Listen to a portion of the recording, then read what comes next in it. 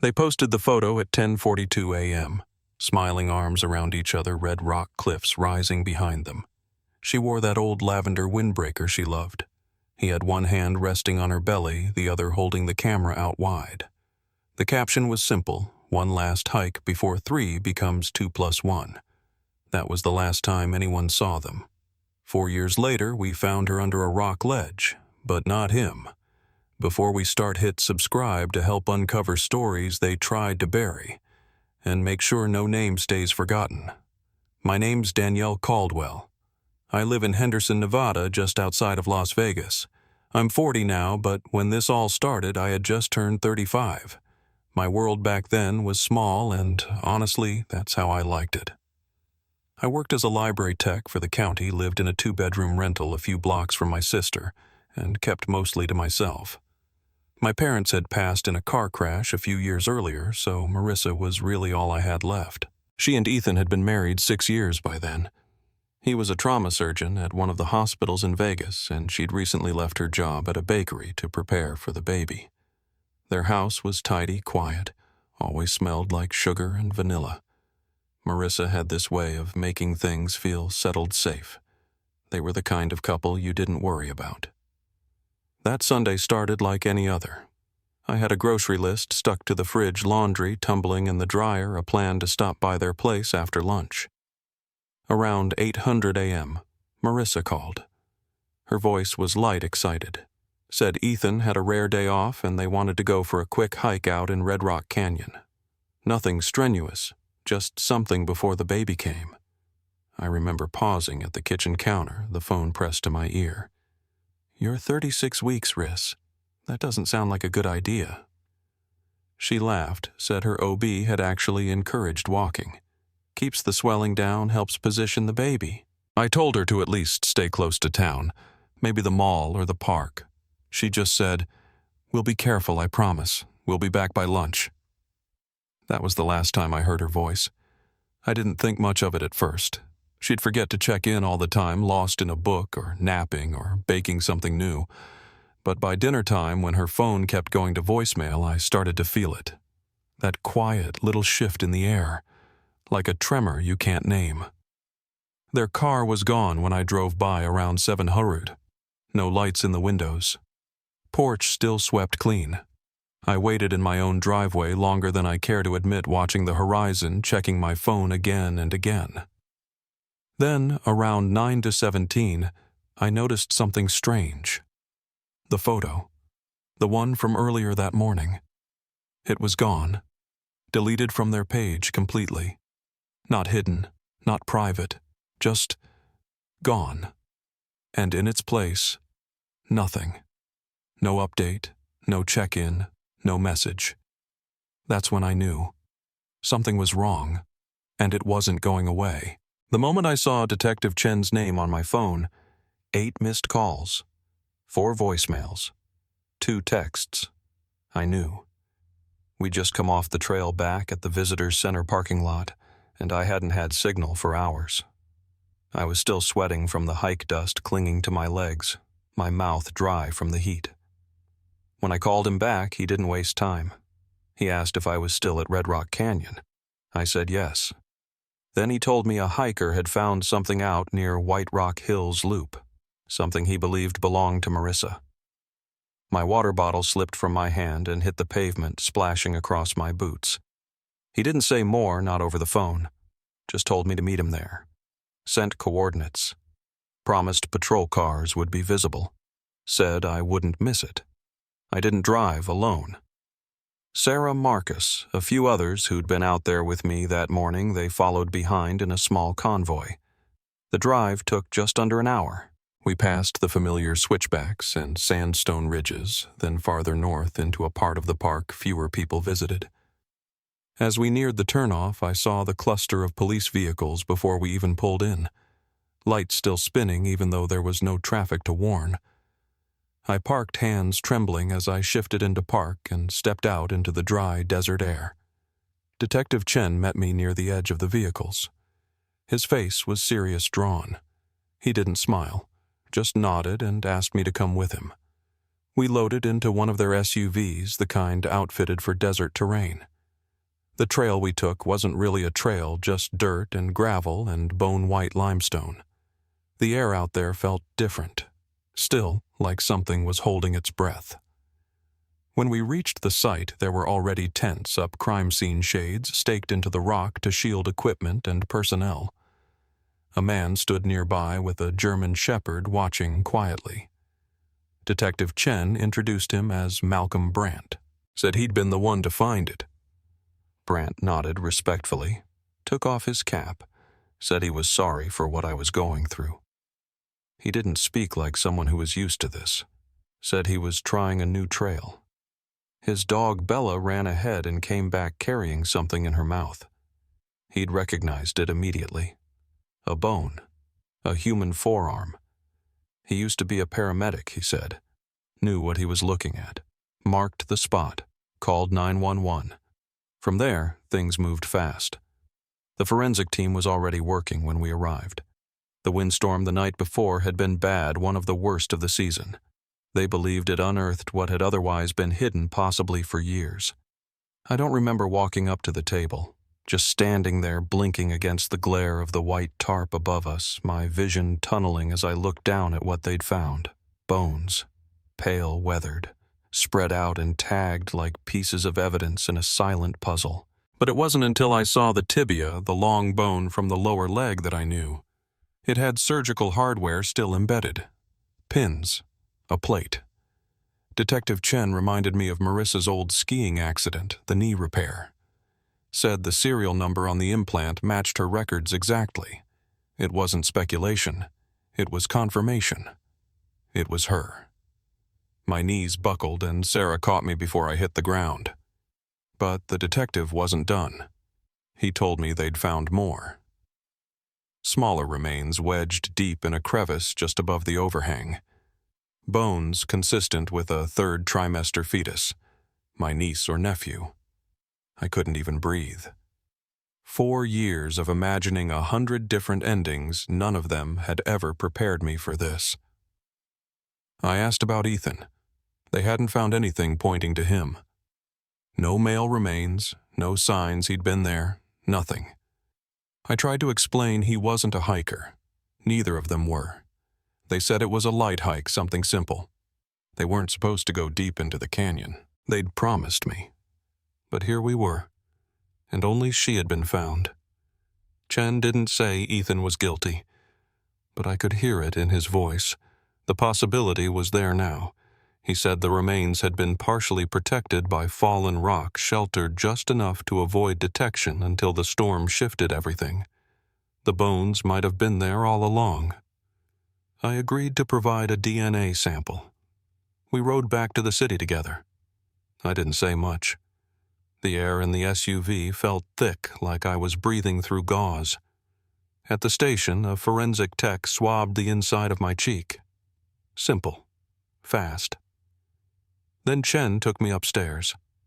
Said he wanted to go back over the original case file, see if anything stood out now in hindsight. He asked about that day, October 14th, 2018. I remembered the call. Marissa was excited. Said they wanted to do something special, just the two of them. He'd been working late shifts, and it was their last weekend before the baby. I tried to talk her out of it. Told her to walk somewhere close, air-conditioned, safe. But she'd made up her mind. Said her OB had told her walking was good. That it might help with the swelling with positioning the baby. Chen asked about Ethan. I told him the truth. Smart, calm, focused, but a little quiet. Their finances were fine. They weren't rich, but they weren't struggling either. No fights that I knew of. No odd behavior before they left. He did have one brother lived out in Ohio. Their parents were gone. Marissa's circle was mostly other moms or moms-to-be. Normal stuff. And now the detective said with Marissa confirmed and Ethan still missing, they had to consider all possibilities. That maybe Ethan had been responsible. Maybe he had something to hide. I told him I didn't believe it. Ethan loved her. They tried for 6 years to have that baby. He wasn't violent. He was a surgeon, for God's sake. He saved people. But Chen reminded me people can hide things, secrets, addictions, affairs, financial collapse. And sometimes when everything crashes, the ones closest to them are the ones who pay the price. I didn't want to hear it, but I listened. When the interview ended, Chen walked me back down. He said with the case now reopened, things might move quickly. Media already had the story. The discovery would trigger interest and attention. He warned me if Ethan was alive, he might try to reach out, or someone else might. People connected to what happened. People threatened by what was found. Told me to be careful. If anything strange happened, calls visitors a car parked too long, I should call him, immediately. I nodded, still too numb to fully process it. When I got home, the house felt hollow. I didn't turn on the TV, didn't open my laptop. Just stood there staring at the keys in my hand, the front door locked behind me. That night I barely slept. But as the silence pressed in, I remembered something. The recipe book. Marissa's old binder, the one with her handwritten notes, the one she wouldn't let anyone touch. I knew where it was, in their house. I had a key. And for some reason I needed it. Needed to hold something she touched, something she made. I grabbed my coat and left. The sun was setting when I reached their block. The street was quiet houses lined up like nothing had changed. But the lawn was overgrown now. The porch had a pile of old mail. I stepped inside and the air was stale, cold, like time had stopped 4 years ago and never started again. I found the recipe book hidden behind the mirror in their bedroom, her secret spot. But before I could leave, I heard it. A car engine outside. Idling. Then voices. Male. Calm, but close. I looked through the curtain. 3 men were walking toward the house. One of them wore a brown fedora. I couldn't breathe. I backed away from the window. Then I heard the front door. Metal tools working at the lock. I'd left my phone at home. No way to call anyone. I moved toward the kitchen, fast but quiet. Knocked over a vase on the hall table. The crash echoed like a gunshot. Silence. Then the sound of retreat footsteps fast back to the car. I ran to the front window in time to see the man in the fedora glance back before he climbed into the driver's seat. Just a glimpse of his profile. But it stopped me cold. The way he moved, the angle of his shoulders, the hat. It looked like Ethan. And if it was, why didn't he have a key I didn't tell anyone about the men at the house that night? Not at first. I drove home with the recipe book sitting in the passenger seat and that image of the brown fedora fixed in my head like a weight pressing on my chest. It didn't make sense. If Ethan was alive, if he'd come back, why would he try to break into his own home? Why wouldn't he use his key? And who were the other 2 men with him? By the time I got inside and locked my front door, the house felt colder than usual. I kept the lights off and stood in the dark for a long while, watching through the blinds, waiting for headlights that never came. When I finally picked up the phone to call Detective Chen, my hands were still shaking. He answered on the second ring. I told him exactly what I'd seen: 3 men, one wearing what I believed was Ethan's hat, attempting to enter the house. I described the car, the way they backed off when I made noise, and how I'd seen the profile of one man as he turned toward the street. There was a pause. Then he asked if I was safe. I told him I was home, doors locked and alone. He stayed calm. Said he'd send a patrol to check the neighborhood, see if any cameras caught the plate. But with no clear ID and no confrontation, there wasn't much else they could do. I asked if he could post someone outside the house just in case. He didn't say no, but he reminded me that without direct threats, their hands were tied. I think I already knew that. I just didn't like hearing it out loud. After I hung up, I sat down at the kitchen table, flipped open Marissa's recipe book, and tried to steady myself by focusing on something normal. I turned to her page for honey cake. Malcolm had mentioned it in a post, something about lavender and the best cake he'd ever had. I thought maybe I'd bake it for him. A thank you, something small and human in the middle of all this. But I was out of vanilla extract. and low on eggs. I made a quick list and drove out to the 24-hour store near the gas station. It was only a 10-minute drive. I didn't think twice about it. The store was well lit, the parking lot quiet, a few other cars in the lot. I parked under a light near the front and was reaching for my reusable bags when something caught my eye across the lot. Movement near the gas station. 3 men stepping out of the convenience store. I recognized the shape of the fedora first, then the gate. The man turned slightly under the parking lot lights and my stomach dropped. It looked like the same group from the house. They weren't in a hurry, just standing in a loose circle near a dark sedan talking. I couldn't hear everything but a few words carried in the dry night air. One man said, "Ledger has to be." Another told him to be careful with the search. The man in the hat, whoever he was, responded, "We need to be quick." Then a fourth person joined them. He looked younger, wearing veterinary scrubs, the kind with cartoon animals on them. He handed off a small cooler, and just like that, they got in the car and drove off. I should have called the detective again. I should have let them go. But my body moved before my head caught up. I started the engine and followed. Not close, just enough to keep them in view. They drove calmly, obeying lights and signs. No rush. No sign they knew I was behind them. We passed through the edge of town onto the highway heading west, not towards Summerlin or anything residential deeper, into the desert. The longer we drove, the more I realized how alone we were out there. The cars thinned out until it was just the taillights of their sedan and the sound of wind over the road. I tried to call Detective Chen again. Told him what I was doing. He was furious.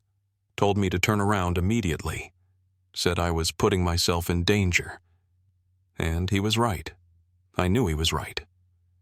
But something about the way they moved, the way they had circled back to the house, it felt like the answers were right there in front of me. Maybe even Ethan. But when the highway narrowed and the terrain turned to open scrub and jagged hills, something in me snapped back. I knew I wasn't thinking clearly. I slowed down and found a place wide enough to turn around a patch of shoulder that looked like an old construction turnout. I had just made the turn when I saw headlights in my rearview mirror. Coming fast. Same sedan. I barely had time to register it before they were on me. They pulled alongside, and I saw the man in the fedora in the passenger seat motioning for me to pull over. I didn't. I pressed the gas, pushed my Civic as hard as it would go. But it wasn't a fair race. Their car was faster, heavier.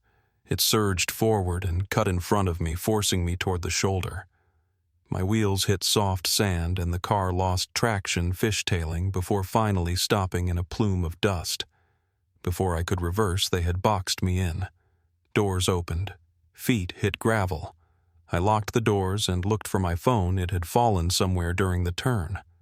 A man appeared at my window with something metal in his hand, a tire iron. He didn't hesitate. Shattered the driver's side glass in one clean strike. Hands reached in, grabbed me, dragged me from the car. The moment I hit the ground, I knew this wasn't a robbery. It was a retrieval. One man zip-tied my wrists. Another gagged me. They moved fast, coordinated. Someone took my purse, phone, everything. Then they shoved me into the back of their sedan, one man on either side. I could smell old cigarette smoke and something sharp and chemical that made the inside of my nose burn. The one beside me, Max, I think they called him, pressed down on my shoulder when I tried to twist away. Said I'd need my strength. Said I should save my energy. The man in the fedora looked at me through the rearview mirror and said he recognized me from the news, that he'd seen me in the house, said my car's window tint wasn't dark enough to hide me. Then he laughed. After a while, they blindfolded me. I couldn't see anything. Just heard the road beneath the tires and the occasional coyote cry in the distance. It felt like we drove for hours. In reality, it was probably one. But I had no way to mark the time. When the car finally stopped, they pulled me out. I smelled sand, oil, something mechanical and hot. They took off the blindfold. I was staring at a warehouse. No signs, no lights on outside. Just a long, low building that looked half forgotten. But inside it was something else. Lit up, clean, industrial. The windows had been blacked out from within. They marched me down a corridor with closed doors on either side. Some were open. I saw beds, monitors, people, some asleep, some maybe not. A man in scrubs adjusted a machine without looking up.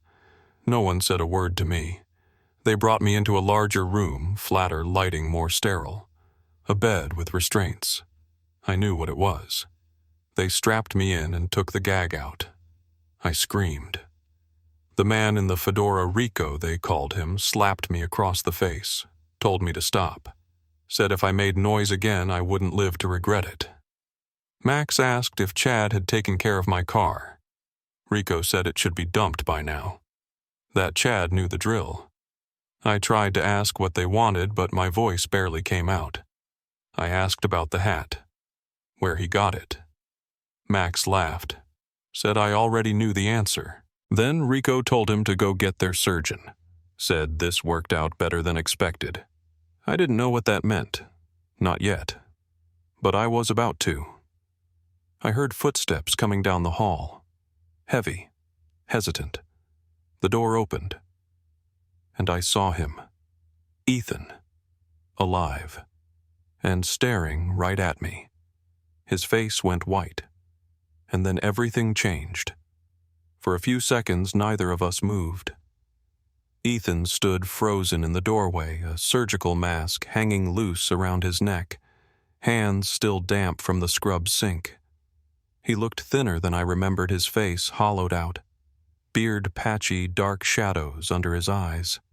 His whole body was angled toward the floor like he hadn't stood up straight in years.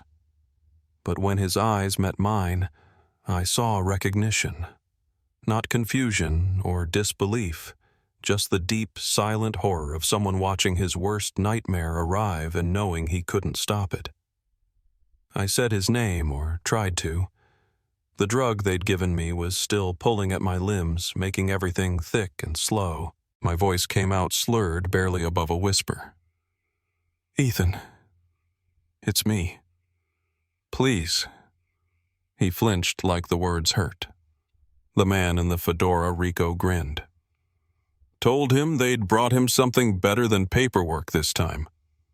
That I made better leverage than any old ledger or insurance forms."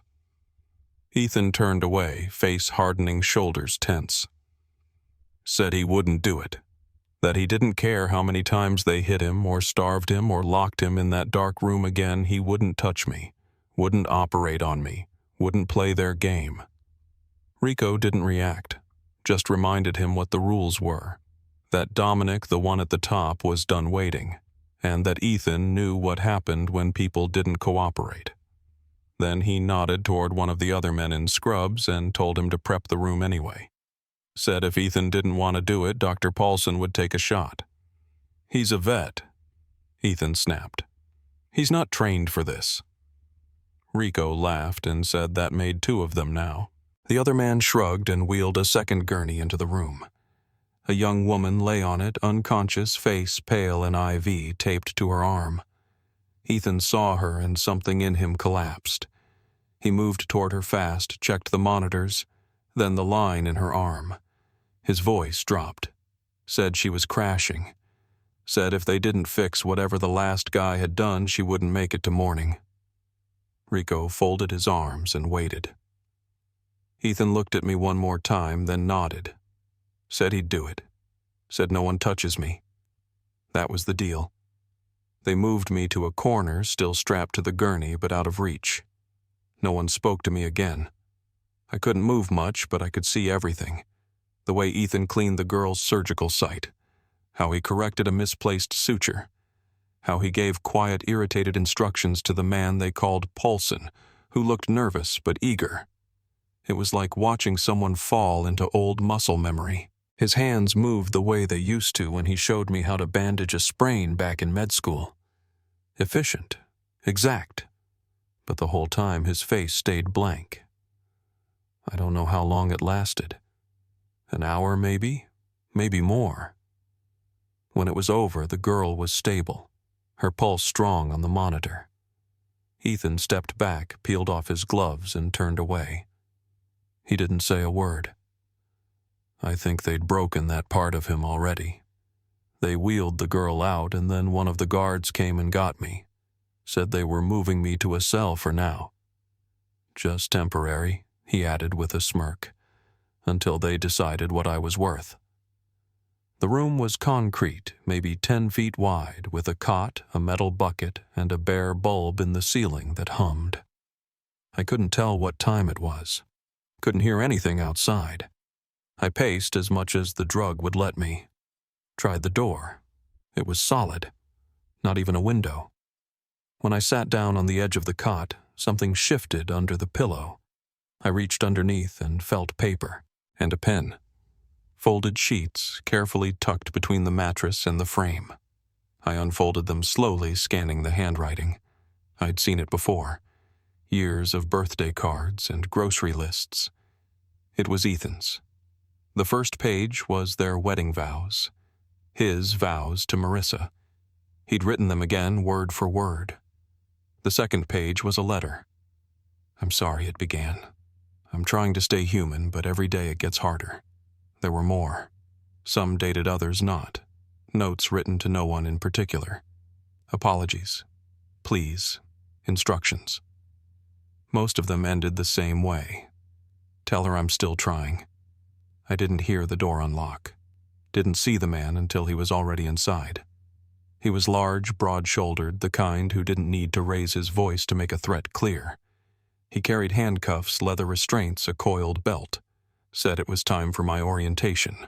I backed against the wall, asked him what he wanted. He just grinned and said I'd find out. He stepped forward, set his tools down, and reached for me. I let him. Just long enough to get close. My hand found the pen I'd kept hidden in my waistband. I drove it hard and fast into his left eye. He screamed and fell back, hands over his face, blood streaming between his fingers. I saw the gun on his hip and lunged.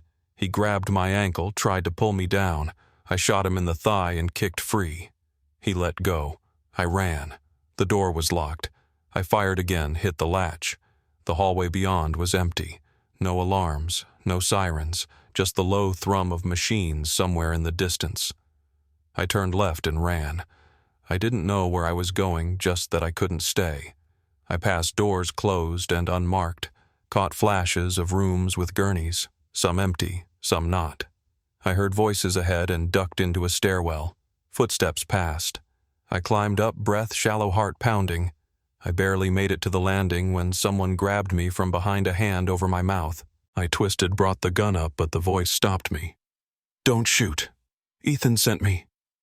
I froze. The man let go and stepped back. Said his name was Tom. That Ethan had helped him a few weeks earlier after a botched surgery. That he owed him his life. I asked him how I could trust him. He pulled up his shirt and showed me the scar. Said it had nearly killed him. Said Ethan had gone behind Dominic's back to save him. I looked him in the eye and nodded once. He led me through the halls, moving with purpose. The few people we passed didn't stop us. He looked like he belonged there. Said his truck was parked in the garage. We just had to get there. I kept the gun down my head low. Tom handed me a ball cap and a pair of sunglasses. Said it might help. The garage was quiet. A few other cars, one door open to the outside. We climbed into his old pickup and pulled toward the gate. A guard waved us through without a second glance. Just like that, we were gone. Out on the road. Out of that place. But Ethan was still in there. And I wasn't leaving him behind. Not after what I'd seen. Not after what I'd learned. Tom drove fast but careful. Said there was a gas station up ahead where we could call for help. I kept the gun in my lap just in case. My hands wouldn't stop shaking. But my voice was steady when I picked up the phone. I gave them everything. Names, locations, descriptions. And then I asked for Detective Chen by name. Told them it was connected to Marissa Voss. Told them they needed to come now. Told them it wasn't just about a missing woman anymore. It was something else entirely. Something buried, something organized, and something still running until tonight. I stayed on the line with the dispatcher until the first patrol car rolled into the gas station parking lot. The officer who stepped out was young, maybe mid-20s, but calm. He didn't look surprised to find two people waiting beside a dusty pickup in the far corner of the lot. Tom gave him our names. I repeated the location again, Highway 604, about an hour west of Las Vegas building marked 47B. I said it quietly, but with purpose. They were harvesting people. Not trafficking, not holding for ransom. Harvesting. The officer didn't ask questions, just radioed it in, and within 15 minutes the two-lane desert road that led into that warehouse complex disappeared behind a line of blacked-out vehicles. SWAT vans, tactical trucks, unmarked sedans and ambulances that crept in with their lights off and doors cracked just enough to catch radio chatter. It was like watching a hornet's nest being approached with surgical gloves. Deliberate, tight, no wasted movement. They staged us at a mobile command unit about a half-mile from the perimeter. Another officer offered me a blanket, though the night was still warm. Tom stood nearby answering questions for the tactical lead, a woman named Captain Torres. She was built like someone who didn't ask twice. Said they had confirmation of armed guards inside a separate administrative wing and multiple locked rooms. Tom gave them everything he remembered. Entry points, hallway layouts, which doors were usually manned, which ones had deadbolts but no guards. Then he told them about Ethan, that he was still in there, that he wasn't a criminal, he was a prisoner, a surgeon under threat, not a willing player. Torres nodded but didn't say much. You could tell she was already 4 steps into the entry plan. While they coordinated, Tom and I were placed in the back of a patrol car just uphill from the entrance, angled so we could see the whole approach. I didn't take my eyes off the building. I couldn't. Even in the dark, even from that distance, I could see the edge of the warehouse's roofline catch the moonlight. That was where Marissa had vanished. That was where Ethan had disappeared. And now it was time for someone to finally come out. The first gunfire started at 3:12 a.m. Sharp, close together, just 2 pops. Then silence. Then a rush of activity movement on both flanks, breaching charges at the south entrance, flashbangs inside. The building lit up with muzzle flashes like tiny lightning storms behind boarded windows. We could hear the shouting through the glass. Clear. Left side. Down. Over and over. Torres's team moved with precision. These weren't rookies. But even still, it wasn't fast. Every few minutes, the gunfire would break out again. Bursts of 3, then quiet, then another hall, another wing. It went on like that for over 30 minutes. I gripped the edge of the seat until my fingers went numb. Then we saw the first one come out. A man in cuffs, head down, blood on the side of his face. Then another. Max. Same face from the warehouse. Then 2 more. One limping, one in veterinary scrubs. One by one they emerged, hands zip-tied behind their backs, herded by SWAT officers in full tactical gear. Tom counted softly. 4, 6, 9. I recognized almost all of them. Then came the stretchers. Some victims walked under their own weight, flanked by paramedics. Others were wheeled out IVs taped to their arms, bandages at the neck-shoulder sides. Pale faces. Some conscious, some not. One older man sat in a wheelchair covered with a silver emergency blanket, staring at nothing. That was when I realized no one we'd seen so far was Dominic. No suit, no fedora, no air of command. Just the middlemen, the warehouse crew. Torres was already moving before I could say anything. She sent a squad toward the secondary building. The offices. That's where they'd said he stayed, where the paperwork lived, where the money came in. That's where he'd be. At least that's what we thought. Then I saw him. Not from the office building. From the shadows behind the warehouse, moving fast, dressed in a tailored jacket, hair slicked back, carrying 2 handguns like he knew how to use them. He wasn't running. He was walking with that twitchy, controlled panic I've only seen once before in a deer right before it bolts. Dominic raised one of the guns and fired toward the ambulances, not aiming, just scattering the crowd. People dove. Shouts rang out. Officers shouted back. But before anyone could reach him, Ethan appeared, from behind. He moved fast, faster than I'd seen him move since this all began. Tackled Dominic from the side, both of them hitting the pavement hard. The guns clattered out of reach. They wrestled Ethan on top, Dominic trying to twist away. They rolled. Dominic went for Ethan's throat. Ethan punched him once, twice, then grabbed the nearest weapon. Raised it. I don't know how long he held it there. Could have been seconds. Could have been an hour. The patrol car door opened behind me and someone said to stay back. I didn't listen. I stepped out into the open, moving slowly toward the 2 of them. Ethan still hadn't fired. His arms were shaking, his body hunched over. He was crying, I think, though his face didn't change. Then he said, "You killed her." Just loud enough that I heard it across the space between us. She was pregnant. You killed them both. Dominic didn't deny it. Just looked up, blood running down from his mouth, and smiled.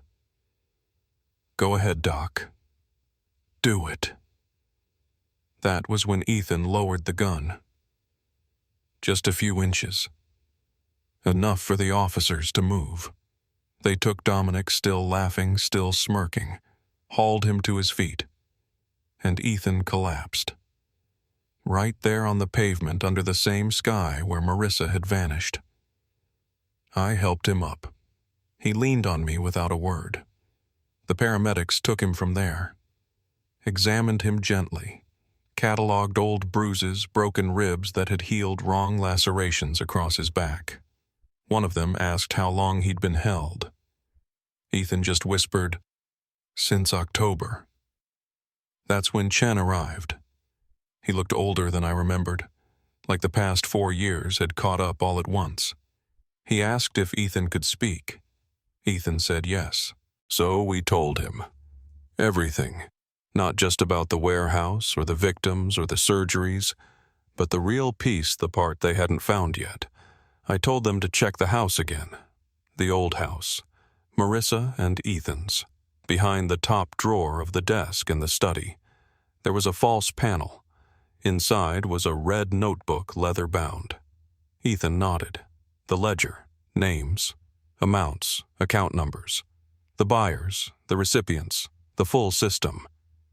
He said he kept it because he knew someday he'd have to answer for what he did. But he wanted to take them all with him when he did. That was the part no one had known. The piece that shifted everything. And while the SWAT team packed up their gear and Torres gave her final orders, that little detail, the red ledger tucked inside a forgotten drawer, became the most valuable piece of evidence they had. The operation wasn't over. Not yet. But the surface had cracked. And for the first time in 4 years, I felt the current change direction, like something buried was starting to rise. It was nearly dawn by the time they brought the ledger into evidence. A detective from the Financial Crimes Unit signed it in, sealed it, and walked it straight into a secure room with 2 agents from the bureau waiting at the door. No one said much. Ethan sat beside me the entire time, hands wrapped in gauze, the sleeves of his shirt still marked with dried blood from the scuffle earlier. His eyes tracked every move the officers made, not out of fear, but precision, like he was trying to make sure nothing slipped away this time. Chen came over and crouched beside us. Said they'd run prints, chase down names, start pulling warrants. But the thing that mattered most wasn't just what was written in the ledger. It was what wasn't. Some names were coded initials paired with numbers, shell companies, bank routing digits that meant nothing unless you knew how to read between them. But Ethan did. And so did one other person. Someone named Reese. I remembered the name from one of the notes I'd found under the mattress in that cell. Reese had been Dominic's cleaner, the one who funneled funds through medical charities, adjusted patient records, rerouted shipments. He wasn't someone in the background. He was someone who knew how the whole machine worked, and according to Ethan, Reese had vanished just weeks before Marissa did. Said he started asking questions, getting sloppy. Then one day he just didn't show up. No calls, no trace. But Ethan didn't think he was dead. He thought Reese had gone underground because he knew it was only a matter of time before someone like me came knocking. Torres arranged a secondary team to look into it. Cross-referenced every name in the ledger with known aliases, hospital staff, property records. It didn't take long. Reese's full name was Reese Martin Blake. 48. Former compliance officer at a health network based out of Phoenix. He'd been quietly removed 2 years earlier for unauthorized access to confidential files, but no formal charges were ever filed. The last address they had on file was a P.O. box in Tonopah, Nevada, a nowhere town out in the flats. Chen asked if I wanted to ride with them. I said yes. Ethan stayed behind with federal custody. He didn't fight it. Said he needed to finish what he started. The drive to Tonopah was 5 hours through desert and dust. We rolled in just past noon. The sun hit everything flat and hard, casting long shadows off the old motel signs and boarded-up storefronts. The post office was a squat cinderblock building with no windows and one fan clicking loudly behind the counter. The clerk didn't blink when we asked about the box. Said it hadn't been used in over 6 months, but that a man matching Reese's description still stopped by sometimes. Just to check. Just in case. We waited. Parked across the street. 2 hours passed, then 4. The light started to shift. I was just about to step out and stretch when Chen stiffened in the front seat. That's him. A man in a baseball cap and windbreaker moved toward the P.O. box entrance. Older, careful, with a limp on the left side. He glanced up, caught the shape of our cruiser, and turned fast. Chen was already out the door. "Reese Martin Blake," he called. "Federal agents. Stop where you are." Reese froze. Didn't run. Just lifted both hands slowly and said, "I've been expecting this." Back at the station, he asked for coffee and a pen. Said he'd talk, but only to me. Chen looked at me unsure. I nodded. Reese sat across from me in an empty interview room, fingers tight around the styrofoam cup. He didn't look evil. He looked tired. Said he hadn't slept properly in 3 years. Said he didn't care if they charged him. He just didn't want to die with it all in his head. I asked him what he meant. He leaned forward, hands shaking a little. "It started in 2011, he said. Organ sourcing. At first it was offshore, legal gray zones, but Dominic figured out it was cheaper to keep things in-state. Less risk, more control. That's when they brought in the doctors." I asked about Ethan. He didn't hesitate. Said Ethan had been pulled in early. A good surgeon, clean record, no priors. Easy to manipulate once they found his debt. They staged a malpractice claim, paid off a patient to file it, threatened to ruin him unless he helped. He did. Then they found Marissa, and they knew she was the key to keeping him silent. Reese said he never saw her inside the building.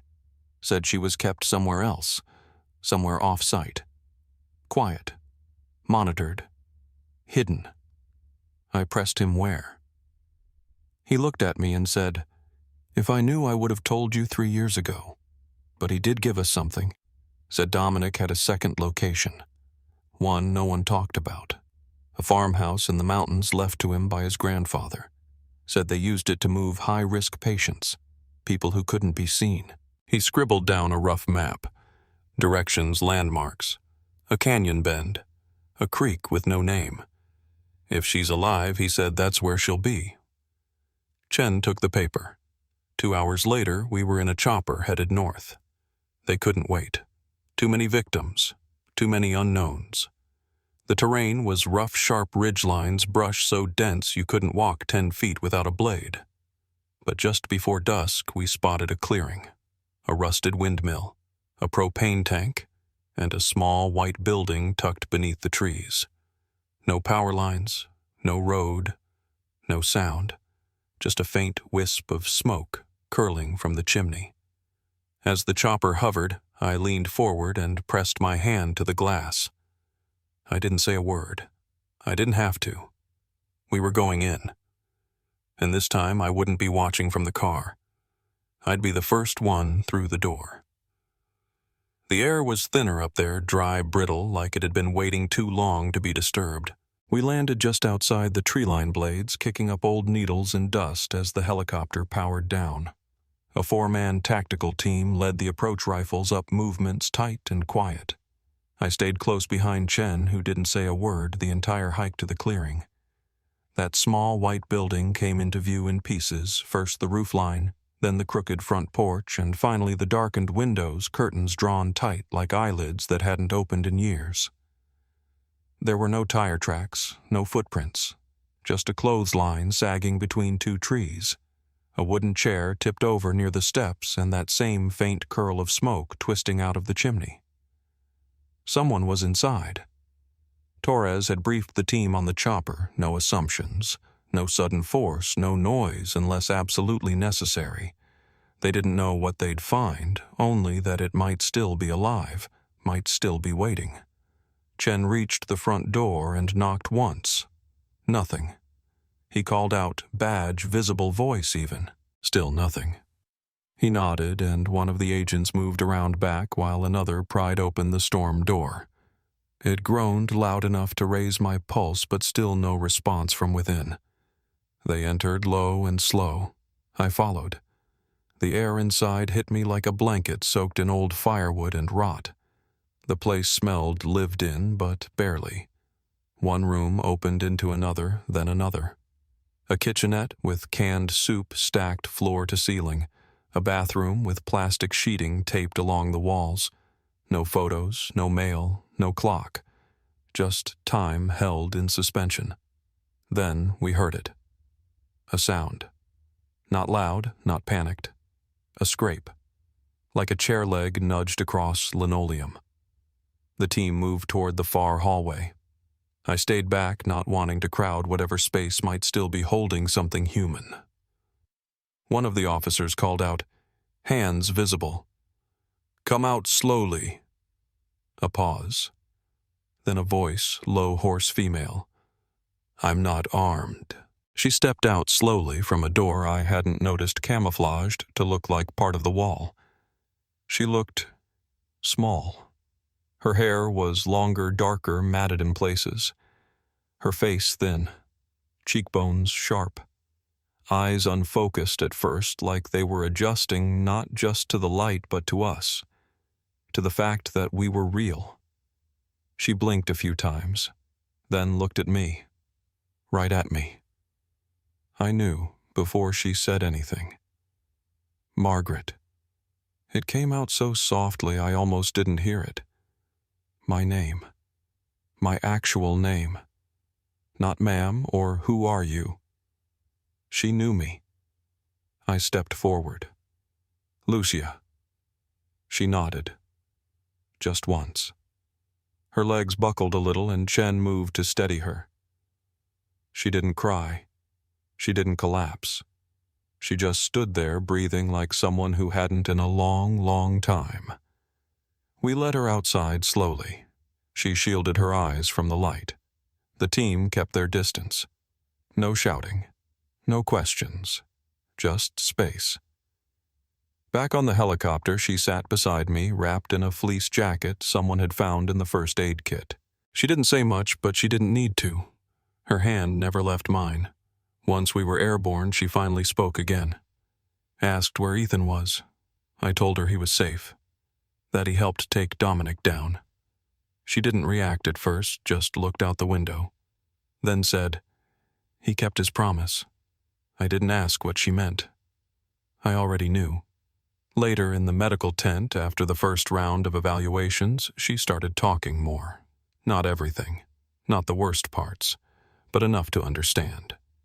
She'd been moved around a lot, at first empty houses, rental cabins, sometimes even a storm shelter with no power, always under guard, always told it was to keep Ethan in line. But eventually she was brought here. The farmhouse. No more transfers, no more threats, just a rhythm of silence, of routines built to dull the mind. She was allowed to eat, to read, even to walk the yard on certain days under watch. But no calls, no windows that opened, no names, until yesterday. She said one of the guards had gotten sloppy, left a drawer open. Inside was a photo, an old one. Ethan, me, Marissa. From the fundraiser 3 years ago. That was how she knew something had shifted. Something had cracked. She held on to that moment, that tiny ripple of change. Said it kept her awake, alert, ready. And then we showed up. Back at the field base, Chen debriefed the task force while paramedics ran vitals and took blood samples. Torres stepped in only once to look Lucia in the eye and say, "We're not done yet, but we will be." Lucia nodded. That night we stayed in a nearby motel, not because we had to, but because we needed the quiet. The in-between. Lucia didn't sleep much. Neither did I. At some point, near 3 a.m., I heard her whisper something from the other bed.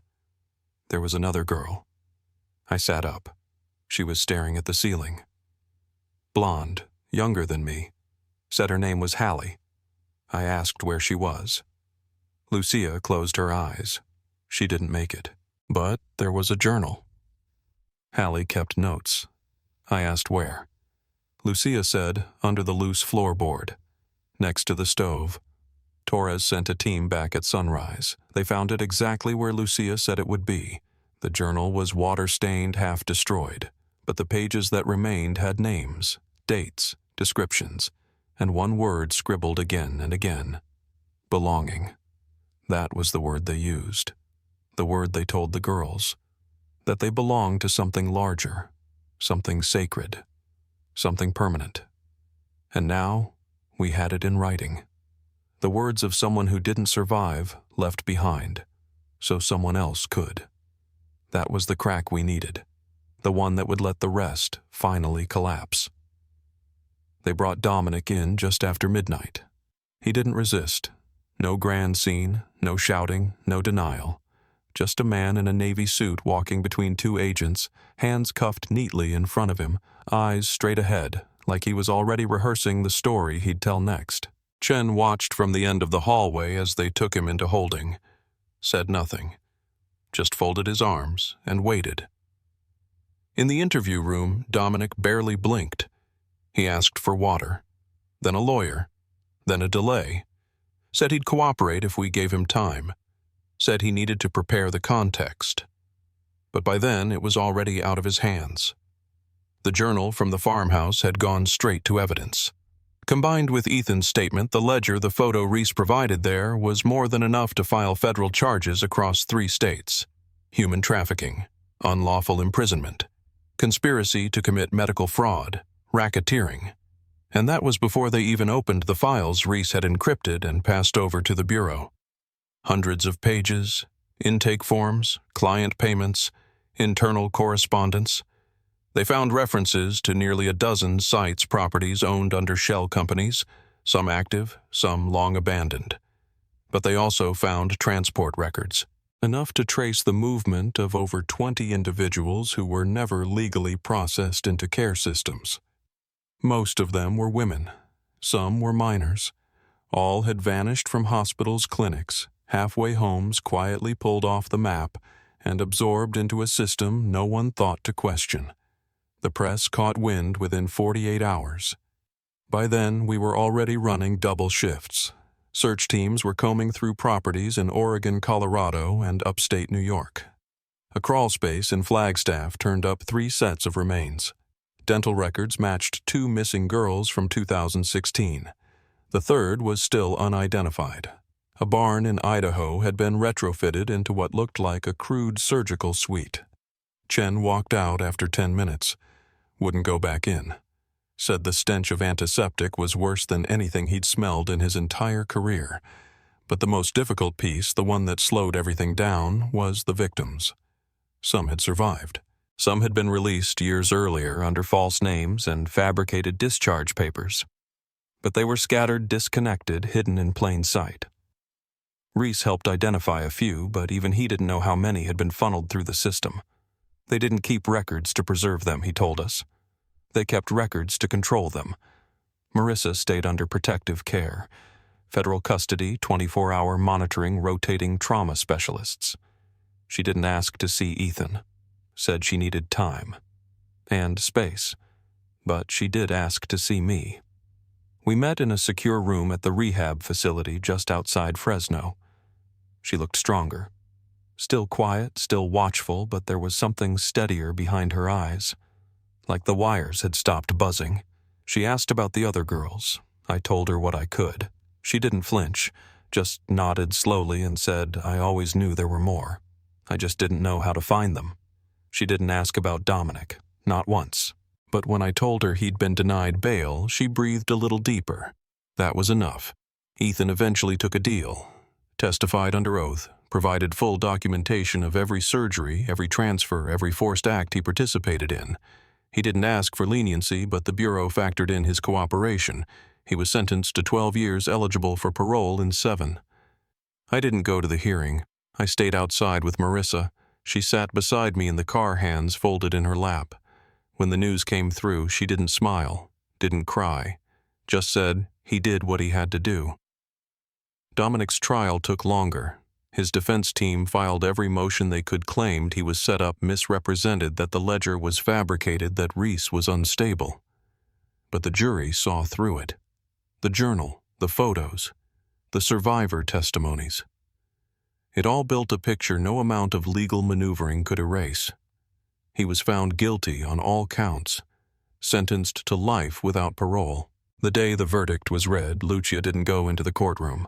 She waited on the bench outside, sunlight drifting across her hands like it had the first day we met her. I sat with her again. And for a long time we just didn't speak.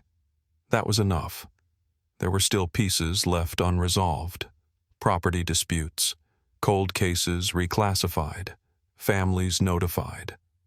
But the structure, the machine that had held those women was gone, disassembled, turned inside out. They tried to disappear the victims, but they didn't disappear their records.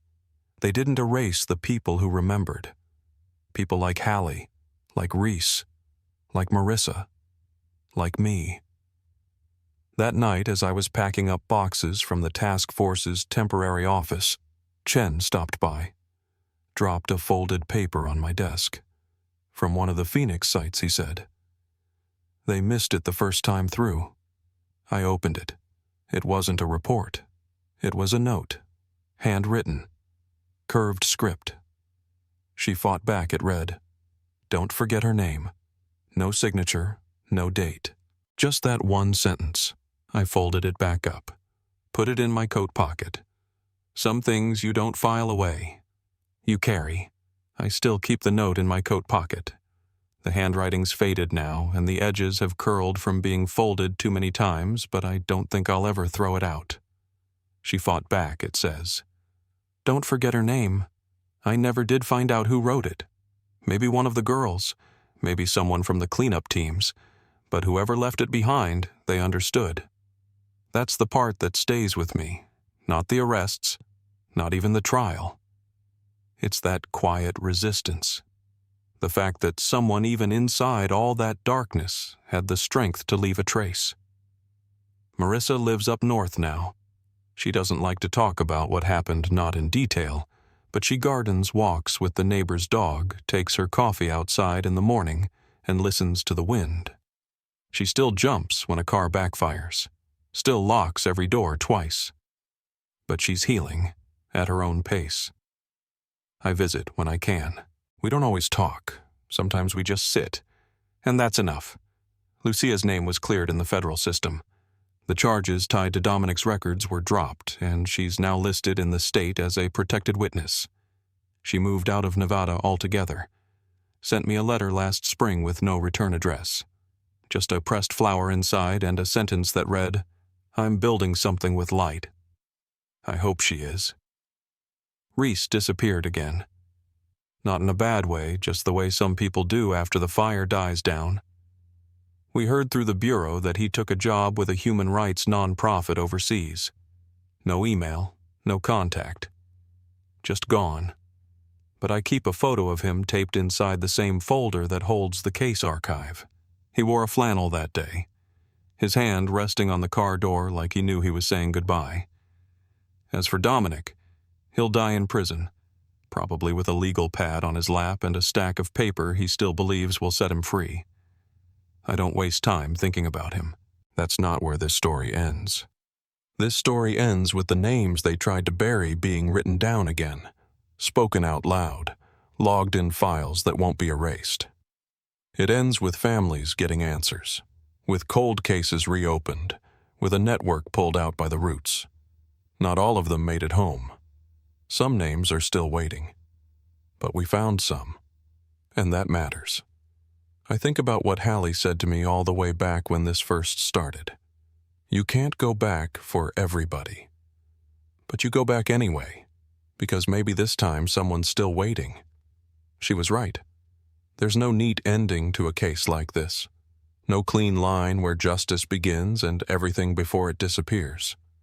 But I do believe in weightlifting just a little when the truth finally lands where it should. And I believe in memory. If you stayed with this story, thank you. If it moved, you share it. So no one disappears without a trace. So no name gets left behind.